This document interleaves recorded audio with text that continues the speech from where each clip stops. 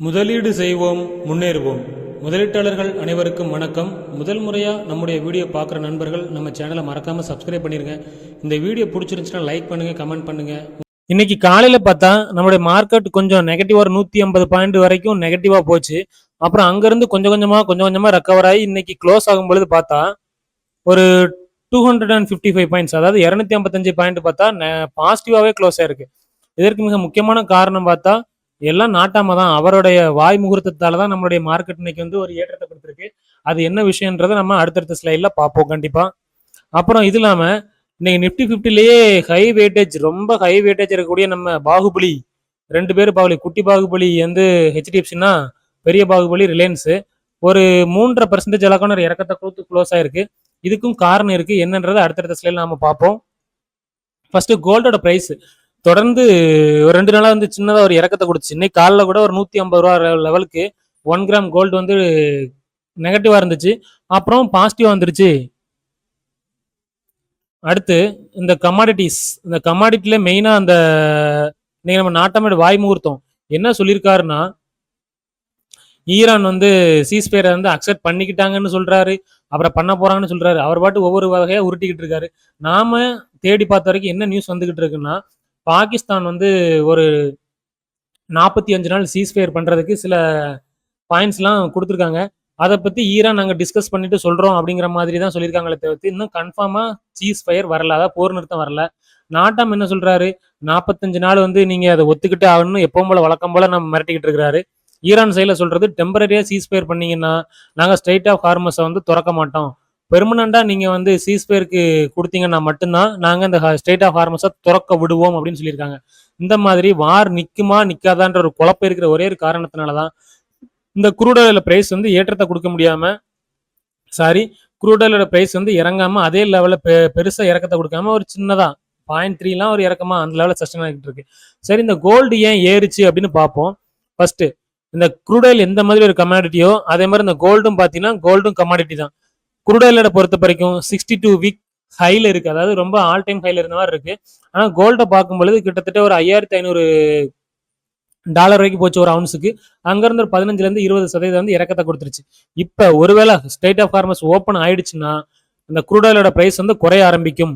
அதனால என்ன பண்ணுவாங்க, நிறைய பேர் குரூட் ஆயில இருக்கக்கூடிய ப்ராஃபிட்டை புக் பண்ணி அந்த ப்ராஃபிட்டுக்கு ஏற்கனவே இறக்கத்தை கொடுத்துருக்க கோல்ட்ல இன்வெஸ்ட் பண்ண ஆரம்பிப்பாங்க. அந்த ஒரு காரணத்துல தான் கோல்டு வந்து இன்னைக்கு ஒரு ஏற்றத்தை கொடுத்துருக்கு. ஒருவேளை ஸ்டேட் ஆஃப் ஹார்மஸ் திறக்கப்பட்டால் கோல்டோட பிரைஸ் ஏறுவதை தடுக்க முடியாது கொஞ்ச நாளைக்கு. அடுத்து நம்மளுடைய மார்க்கெட் ஏற்றத்தை கொடுக்க இன்னொரு காரணம் என்னன்னா, நம்மளுடைய இந்தியன் ருப்பிங்க ரீசெண்ட் டேஸ்ல 95 ரூபா வரைக்கும் போச்சு. அங்க இருந்து நல்லா ஒரு கொஞ்சம் கொஞ்சமா ஸ்ட்ராங் ஆகிட்டு இருக்கு. யூஎஸ் டாலர் வந்து கொஞ்சம் கொஞ்சமா வீக் ஆகிட்டு இருக்கு. இதுவும் ஒரு நல்ல ஒரு சைன் தான் நம்முடைய மார்க்கெட் வந்து தொடர்ந்து ஏற்றத்தை கொடுப்பதற்கு. சரி, இப்படி தொடர்ந்து ஏறிக்கிட்டே இருக்கு, இப்படி ஏற்றத்தை கொடுத்துட்டு இருக்க ஷேர் மார்க்கெட் தொடர்ந்து இப்படியே மேல் நோக்கி ஏற்றத்தை கொடுத்துருமா, மேல் நோக்கியே போயிருமான்னு கேட்டா அதுக்கு தான் ஆப் அடிக்கிற மாதிரி ஒரு விஷயம் இருக்கு. அதை நான் அடுத்து சொல்றேன். இன்னைக்கு நம்ம ரிலையன்ஸ் நிப்டிலேயே பெரிய ஆளு இவர் தான். இந்த ஷேர் ஒரு 3.5% நெகட்டிவா க்ளோஸ் ஆயிருக்கு. காரணம் என்ன அப்படின்னு பார்த்தா, காரணம் இருக்கு. நம்ம கவர்மெண்ட் சைட்ல இருந்து இந்த ரிலையன்ஸ்க்கு ஒரு நெகட்டிவான ஒரு நியூஸ் கொடுத்துருக்காங்க. என்னன்னா, இந்தியாவில இருந்து வெளிநாட்டுக்கு எக்ஸ்போர்ட் ஆகக்கூடிய ஏற்றுமதி ஆகக்கூடிய டீசல், பெட்ரோல் இந்த மாதிரியான ப்ராடக்ட்ஸ்க்குலாம் நாங்க ஏற்றுமதி வரி விதிக்கிறோம் அப்படின்னு சொல்லியிருக்காங்க. எவ்வளோன்னு பார்த்தா டீசலுக்கு ஒரு 21 ரூபா 50 பைசாவும், பெட்ரோலுக்கு கிட்டத்தட்ட ஒரு 29 ரூபா 50 பைசாவும் நாங்கள் இன்க்ரீஸ் பண்றோம்னு சொல்லியிருக்காங்க. இந்த ஒரு காரணத்தினால இந்த ரிலையன்ஸ் ஷேர் வந்து இன்னைக்கு இறக்கத்தை கொடுத்துருக்குது. ஏன்னா ரிலையன்ஸோட மெயின் பிசினஸே ஃபாரின்ல இருந்து க்ரூட் ஆயில வாங்குறாங்க, இந்தியாவில் ரிஃபைன் பண்றாங்க, திரும்ப அதை ஃபாரினுக்கு எக்ஸ்போர்ட் பண்றாங்க. இந்த பிசினஸ் கொஞ்சம் ஷார்ட் பீரியட்ல கொஞ்சம் அஃபெக்ட் ஆகலான்ற காரணத்தினால இந்த ஷேர் வந்து விழுந்திருக்கு. இவங்களோட சார்ட்டை போய் பார்த்தாலே பாருங்க, ஒரு டபுள் டாப் அடிச்சது ஒரு 1600 ரேஞ்சில், அங்க இருந்து அப்படியே கீழே வந்துச்சு 300 ரேஞ்சுக்கு வந்துருச்சு. எப்பவுமே ப்ளூ சிப் கம்பெனிஸ் நம்ம எல்லாம் நிறைய பேர் வந்து ப்ளூ சிப் கம்பெனி பின்னாடி வந்து நிறைய பேர் போவாங்க. நான் ரொம்ப போறதில்லை. ஆனாலும் ப்ளூ சிப் நான் வாங்காம இருக்கிறேன்னு கேட்டால் அதுதான் இல்லை. நானும் சில நேரங்களில் ப்ளூ சிப் கம்பெனிஸ் வந்து கன்சிடர் பண்ண தான் செய்கிறேன். அது எந்த மாதிரியான சிச்சுவேஷன்ல நம்ம ப்ளூ சிப் கம்பெனிஸ் வந்து கன்சிடர் பண்ணணும் அப்படின்னு கேட்டால், இப்போ மார்க்கெட் பார்த்தா தொடர்ந்து, அதாவது ஒரு சின்ன ஏற்றத்தை கொடுத்துக்கிட்டு இருக்கு, மார்க்கெட் மேல் நோக்கி போய்கிட்டு இருக்கு. அந்த டைம்ல ஏதோ ஒரு நெகட்டிவ் ரீசனால ஏதோ ஒரு இண்டிவிஜுவலா ஒரு ப்ளூ சிப் கம்பெனி, எக்ஸாம்பிளுக்கு இப்போ டிசிஎஸ், இன்ஃபி, அப்புறம் இந்த எல்என்டி, இந்த மாதிரி ஏதோ ஒரு ப்ளூ சிப் கம்பெனி ஏதோ ஒரு நெகட்டிவ் நியூஸால கீழ் நோக்கி வந்துச்சுன்னா அந்த டைம்ல அந்த ஷேரை பத்தி நம்ம கன்சிடர் பண்றத பத்தி யோசிக்கலாம். ஏன்னா எல்லா ஸ்டாக்ஸுமே மேல் நோக்கி போய்கிட்டு இருக்கு.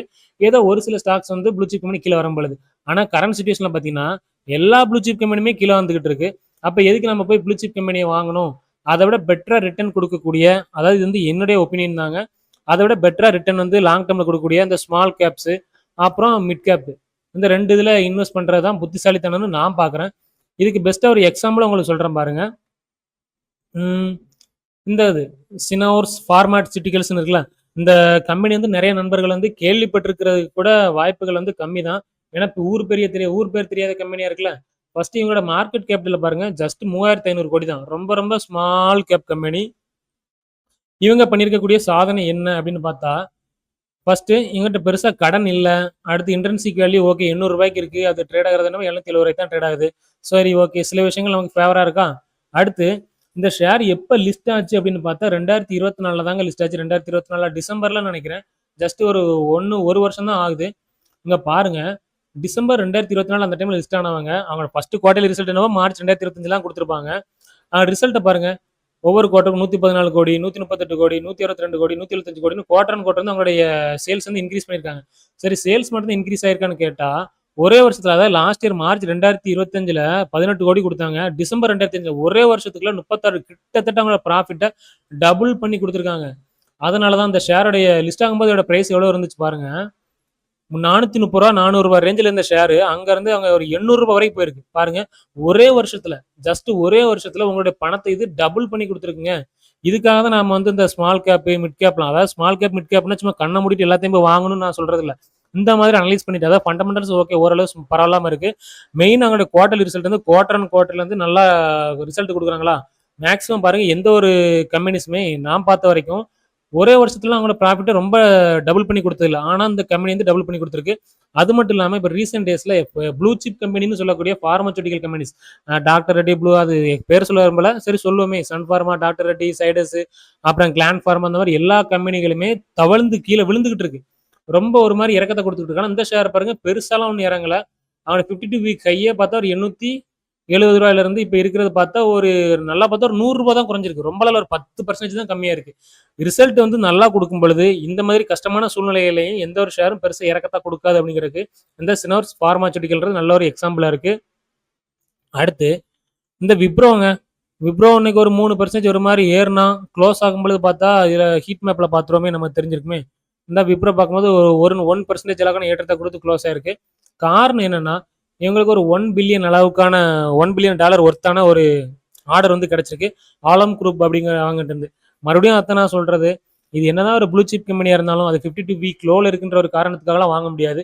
இப்ப விப்ரோ ஷேரோட பிரைஸ் வந்து டபுள் ஆகணும் அப்படின்னா அவங்களோட ப்ராஃபிட்டும் டபுள் ஆகணும். அவங்க இப்பவே டபுள் பண்ணி கொடுத்துருவாங்களான்னு கேட்டா டபுள் அவங்களோட ப்ராஃபிட் ஆகும். அதுக்கு டைம் எடுக்கும். நீங்க சீக்கிரம் ஸ்டாக் மார்க்கெட்ல பணத்தை சம்பாதிக்கணும்னு சொன்னா இந்த மாதிரி ரிஸ்கான டைம்ல சில ரிஸ்க்குகளை எடுத்தா மட்டும்தான் முடியும் அப்படிங்கிறது தான் என்னுடைய ஒரு ஒப்பீனியனா இருக்கு. பிடிச்சிருந்தா எடுத்துக்கங்க, இல்லைன்னா விட்டுருங்க. அடுத்து இன்னொரு ஷேர், இந்த கேஆர்பிஎல் ஷேர். இந்த மாதிரி ஷேர் தாங்க நிறைய பேர் போய் வாங்கிக்கிட்டு இருப்பாங்க. என்ன பண்ணுவாங்கன்னா, நல்ல இறக்கத்தை கொடுத்துருச்சு, ஃபண்டமெண்டல்ஸ் பாக்குறப்ப நல்லா இருக்குன்னு நினைப்பாங்க. எங்க பாருங்க, பிலாம் 11 இருக்கு, ஆஹா ஓஹோன்னு இருக்கும்.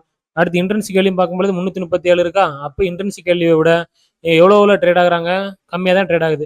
அடுத்து டெட்டே இல்லை, கடனே இல்லை, அப்புறம் என்ன, இந்த மாதிரி டயத்துல இந்த ஷேர் அள்ளி வாங்கி உள்ள போட்டுருவோம்னு நினைப்பாங்க. உள்ள தூக்கி வாங்கி இந்த ஷேரை உள்ள போட்டீங்கன்னா உங்க பணத்தை நீங்களே குழி தோண்டி மூடின மாதிரி தான் கணக்காயிரும். ஏன்னா இதனுடைய ரிசல்ட் வரக்கூடிய குவார்டர்ல அப்படிதான் இருக்கும். இவங்க கேஆர்பியோட மெயின் பிசினஸ் என்னன்னா, பாஸ்மதி ரைஸை இந்தியாவில இருந்து ஃபாரினுக்கு எக்ஸ்போர்ட் பண்ணிட்டு இருக்காங்க. மெயினா கல்ஃப் கண்ட்ரிஸ், அதுலயும் மெயின் மெஜாரிட்டியா பண்றது ஈரான்ல தான் பண்ணிட்டு இருக்காங்க. இப்பதான் ஒரு மாசமா பெருசா அங்க எந்த ஒரு கப்பலுமே உள்ள உணவுப் பொருட்கள் போகலையே. அதனால இவங்களுடைய இந்த குவார்டர்ல, அதாவது Q4 ரிசல்ட்ல இவங்க நல்லா அடி வாங்குறதுக்கு வாய்ப்பு இருக்கு. இதனாலதான் சொல்றது 52 வீக் லோல இருக்கின்ற ஒரே ஒரு காரணத்துக்காக மட்டும் எப்பவும் போய் எந்த ஷேரை வாங்க முடியாது. அவங்களுடைய என்ன பிசினஸ் பண்றாங்க, கரண்ட் சுச்சுவேஷன்ல அவங்க பிசினஸ்க்கு எந்த மாதிரியான நெகட்டிவ்லாம் இருக்குன்றத பார்த்துட்டு வாங்கணும். ஸோ புதுசா நண்பர்கள் யாரும் இந்த கேஆர்பிஎல், அதுக்கடுத்து இந்த ரைஸ் பிசினஸ்ல இருக்கக்கூடிய, அதாவது எக்ஸ்போர்ட் பிசினஸ், இங்க இருந்து ஃபாரினுக்கு இந்த கல்ஃப் கண்ட்ரிஸ்க்கு எக்ஸ்போர்ட் பண்ணக்கூடிய பிசினஸ் ரிலேட்டடா எந்த ஸ்டாக்ஸையும் தற்சமயம் வரைக்கும் நீங்க கன்சிடர் பண்றதை கொஞ்சம் தவிர்த்துருங்க. இல்லைன்னா லாபங்கள் வருது இல்லையோ, நஷ்டம் பலமா இருக்கும். அடுத்து டிவிஎஸ் மோட்டாருக்கு ஒரு நல்ல ஒரு நியூஸ் கொடுத்துருக்காங்க. யார் கொடுத்துருக்காருன்னா, கோல்ட்மேன் சாட்ச்ல இருந்து அப்லோட் பண்ணி கொடுத்துருக்காங்க. இந்த ஷேரோட பிரைஸ் வந்து ஒரு 21% அப்சைடு போறதுக்கு வாய்ப்பு இருக்குன்னு. அதுக்கு அவங்க காரணமா சொல்லியிருக்க என்ன சொல்லியிருக்காங்கன்னா, டிவிஎஸ்ல இருந்து பிரீமியம் பைக்ஸ் வந்து லான்ச் பண்ண போறாங்கன்னு சொல்லியிருக்காங்க. என்ன மாடல்னா RR 300, அப்புறம் RTX 450, அப்புறம் இன்னும் சில மாடல்கள் வந்து இவங்க லான்ச் பண்ண போறாங்க. அதனால வரக்கூடிய குவார்ட்டர்ஸ்ல இருந்து இவங்களுடைய மார்ஜின் நல்லா இருக்கும், ப்ராஃபிட் நல்லா இருக்கும் அப்படிங்கிற விஷயத்த சொல்லியிருக்காங்க. அதனால என்ன குடுத்துருக்காங்கன்னா டார்கெட் பிரைஸா ஏற்கனவே ஒரு ரூ. 3830 குடுத்திருந்தோம். ஆனா இது ரூ. 4100 வரைக்கும் போறதுக்கு ஒர்த்தான ஒரு ஷேர் அப்படின்னு சொல்லி குடுத்துருக்காங்க. டிவிஎஸ் மேல போகுமா அப்படிங்கிறத பொறுத்திருந்து பார்ப்போம். ஏன்னா கரண்ட் சிச்சுவேஷன்ல எல்லா ஆட்டோ ஸ்டாக்ஸையும் போட்டு அடி பிரிச்சுக்கிட்டு இருக்காங்க. அடுத்து ஒரு ஆட்டோ ஸ்டாக் அசோக் லேலாண்ட். அசோக் லேலாண்டை பத்தி இந்த மோத்திலால் ஓஸ்வால் என்ன சொல்லியிருக்காங்கன்னா, தற்சமயம் இது ஒரு 140 150 ரூபா ரேஞ்சில் இருக்கு. இங்க இருந்து அது ஒரு 25% அளவுக்கு அப்சைடு போறதுக்கு பொட்டன்ஷியல் வாய்ப்பு இருக்கு அப்படின்னு சொல்லியிருக்காங்க. இது பிடிஎஃப் ஃபார்ம்ல இருக்கு. இந்த பிடிஎஃபோட லிங்கையும் நான் டிஸ்கிரிப்ஷன்ல கொடுக்குறேன். நீங்க டவுன்லோட் பண்ணி பார்த்துக்கோங்க. அங்க நிறைய விஷயங்கள் சொல்லியிருக்காங்க. ஏன்னா அதை பத்தில ஃபுல்லா சொன்னா வீடியோட லென்த் அதிகமாயிரும். அதனால பிடிஎஃப் நீங்க படிச்சு பார்த்துக்கோங்க. உண்மையிலே இந்த அசோக் லேலாண்ட் ஏற்கனவே $210 வரைக்கும் போச்சு. அங்கிருந்து ஒரு 30% கிட்ட கரெக்ஷனை கொடுத்துருச்சு. அதனால திரும்ப ஒரு ஏற்றத்தை கொடுக்குமா மோத்திலால் சொல்ற மாதிரி அப்படின்னு கேட்டா சான்ஸ் இருக்கு. அடுத்து சென்கோ கோல்டுங்க. கோல்டு பிசினஸ் பண்ணக்கூடிய இந்த ஷேரு இன்னைக்கு ஒரு நல்ல ஒரு ஏற்றத்தை கொடுத்துருக்கு. பார்த்தாலே தெரியும் உங்களுக்கு. ஒரே நாள்ல 10-11% அளவுக்கான ஏற்றத்தை கொடுத்து க்ளோஸ் ஆயிருக்கு. காரணம் என்னன்னா இவங்க Q4 அப்டேட் கொடுத்தாங்க. என்ன சொல்லியிருக்காங்கன்னா இந்த குவார்ட்டர்ல அதாவது Q4 ரிசல்ட் வந்து எங்களுக்கு சூப்பரா இருக்கும், பட்டைய கிளப்பி பட்டாசு விட்டுருவோம் அப்படின்னு சொல்லியிருக்காங்க. உண்மையிலேயே பட்டாசு எல்லாமே நிறைய கஷ்டமான சூழ்நிலையில இருக்கு. இதுவாச்சும் மேல பட்டாசு மாதிரி நல்லா வெடிச்சா சந்தோஷமா இருக்கும் இந்த ஷேரை வச்சிருக்கவங்களுக்கு. சரி, இந்த சென்கோ கோல்டு மட்டும்தான் அப்படி ஏறி இருக்கு, வேற எதுவும் ஷேர் வந்து ஏற்றத்தை கொடுக்கலன்னு கேட்டா இவங்க கூட அப்படியே தொழில் போட்டியாளர் இருக்கக்கூடிய இந்த தங்கமேல் ஷேரும் பார்த்தா இன்னைக்கு ஒரு 5.5% அளவுக்கான ஏற்றத்தை கொடுத்துருக்கு. இந்த ஷேர்லாம் ஒரு வருஷத்துல எவ்வளவு ரிட்டர்ன் கம்மியா தான். ஒரு 5 வருஷத்துல பாருங்க 200-300 ரூபாய்க்கு இருந்த ஷேர் 3000 ரூபாய்க்கு வந்துருச்சு. 10 மடங்கு ஏற்றத்தை கொடுத்துருச்சு. இது 300 ரூபாயில இருக்கும்போது இதுவும் ஒரு ஸ்மால் கேப் கம்பெனியா தாங்க இருந்திருக்கும். 3700 ரூபா வந்ததுனால தான் இது ஒரு மாதிரி அவங்களுடைய மார்க்கெட் கேப் ஏறி இருக்கும். மிட் கேப் சைஸுக்கு வந்திருக்கா அப்படிங்கிறத அதோட கேபிட்டல் மார்க்கெட் கேப்ல பார்த்தா தான் தெரியும். நான் பார்க்கல, அதனால சரியா தெரியல. அடுத்து இன்னைக்கு ஒரு 50 ஸ்டாக்ஸ் இருக்குல்ல நம்ம நிஃப்டியில. 50 ஸ்டாக்ஸ்ல ஏதோ இன்னைக்கு தாங்க ரொம்ப நாள் கழிச்சு அதிசயமா 42 ஸ்டாக்ஸ் வந்து ஒரு பாசிட்டிவ்ல க்ளோஸ் ஆயிருக்கு. ஆனா நாளைக்கு நம்மளுடைய நிஃப்டி எக்ஸ்பைரி டே இருக்கு. நிஃப்டி எக்ஸ்பைரி டே அன்னைக்கு எப்பவுமே பாசிட்டிவா க்ளோஸ் ஆகல ரீசெண்ட் டேஸ்ல. நாளைக்காச்சும் கொஞ்சம் பாசிட்டிவா க்ளோஸ் ஆகுதா, இந்த ஸ்டேட் ஆஃப் ஃபார்மர்ஸ் பிரச்சனை வந்து இன்னைக்கு நைட்டுக்குள்ள ஏதாச்சும் ஒரு முடிவுக்கு வந்துடும். முடிவுக்குன்னு என்ன, சீஸ் பேருக்கு ஒத்துக்குருவாங்க, இல்லைன்னா மாட்டேன்னு சொல்லுவாங்க. இந்த 2 விஷயத்துல எது வந்து தெரிய வருதோ அதை பொறுத்து நாளைக்கு நம்மளுடைய மார்க்கெட் மூவ்மெண்ட் ஆகும் அப்படிங்கிறது தெரிய வருது. ஸோ இந்த வீடியோ கண்டிப்பாக உங்களுக்கு யூஸ்ஃபுல்லாக இருந்திருக்குன்னு தான் நான் நம்புறேன். இந்த வீடியோ உங்களுக்கு பிடிச்சிருந்துச்சுன்னா நம்ம சேனலை மறக்காம சப்ஸ்கிரைப் பண்ணிருங்க. வீடியோ லைக் பண்ணுங்க, கமெண்ட் பண்ணுங்க, உங்க நண்பர்களுக்கு ஷேர் பண்ணுங்க. மீண்டும் ஒரு வீடியோவில் சந்திப்போம். தொடர்ந்து முதலீடு செய்வோம், நிச்சயமாக நாம் முன்னேறுவோம்.